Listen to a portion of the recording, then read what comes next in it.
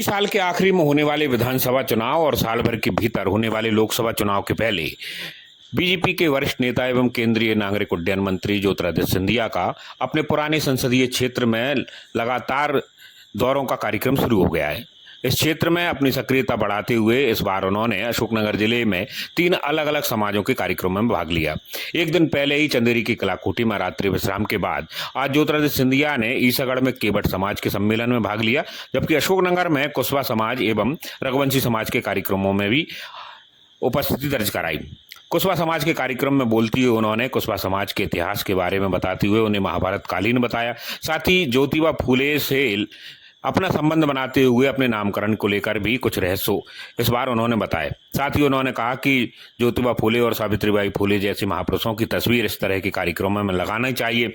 सिंधिया ने कहा कि कुशवा समाज के साथ वह लंबे समय से जुड़े रहे हैं और हमेशा इसके साथ जुड़े रहेंगे।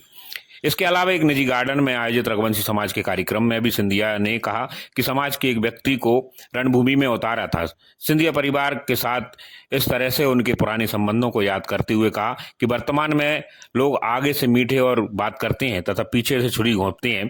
साथ ही उन्होंने कहा कि उनके पिता ने ओवरब्रिज बनवाया था तो उनके द्वारा अंडरब्रिज का काम भी किया गया। साथ ही अशोकनगर में ट्रेनों को लेकर भी उन्होंने अपनी बात बताई।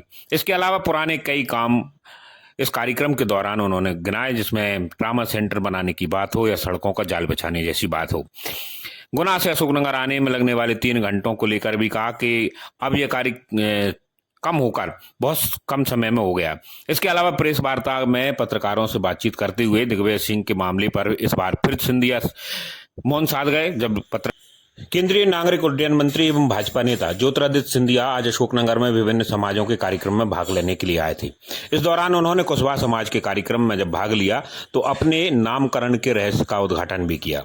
ज्योतिरादित्य सिंधिया ने बताया कि कुशवा समाज के एक महात्मा से जुड़ा हुआ उनका नामकरण है।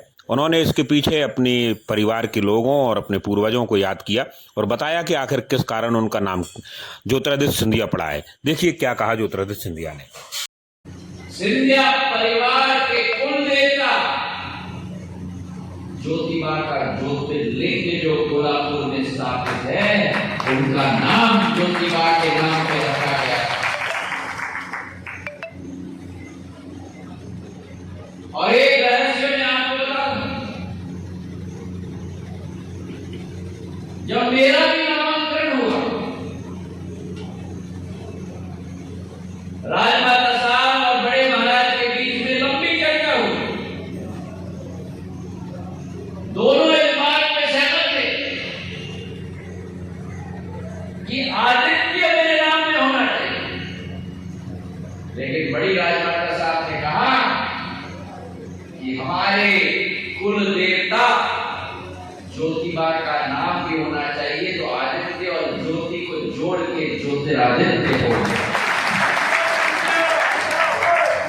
सीएम राइज स्कूल जो खुल रहे हैं उसके चक्कर में कई ग्रामीण क्षेत्र के स्कूल बंद होते जा रहे हैं, तो ऐसे में शिक्षा के निजीकरण को बढ़ावा मिल रहा है। ऐसा कुछ नहीं होना चाहिए। ऐसे नहीं है कि ग्रामीण क्षेत्र के स्कूल बंद होने चाहिए। अगर कहीं बंद हो रहे हैं तो आप और हमारी अच्छी साझेदारी है। आप सदैव मेरे पास सूचना लाते हो तो उसके आधार पर मैं कार्य करता हूँ। मुझे दे देना कहाँ बंद हो। महाराज जो कर्मचारी है वो अपनी पेंशन को लेकर लगातार आंदोलन, उनका पूरा देशव्यापी आंदोलन चल रहा है। अभी तक इस तरफ पे केंद्र सरकार ने एक कमेटी बनाई है। तो कमेटी सोच विचार करके अपने प्रस्ताव केंद्र सरकार को देगी। उसके आधार पर दिग्विजय सिंह जी कह रहे हैं कि आपके साथ वो लोकसभा चुनाव लड़ने के लिए तैयार है। दिग्विजय सिंह जी हर चीज़ कहें, मुझे कोई कठिनाई है और हर चीज़ के लिए उनका स्वागत है। मैंने दिग्विजय सिंह जी के कुछ भी कथन पर दोबारा कुछ नहीं कहा है, क्योंकि जो उनकी कथन होती है उससे अच्छी तरह से आप और हम दोनों वाकिफ हैं।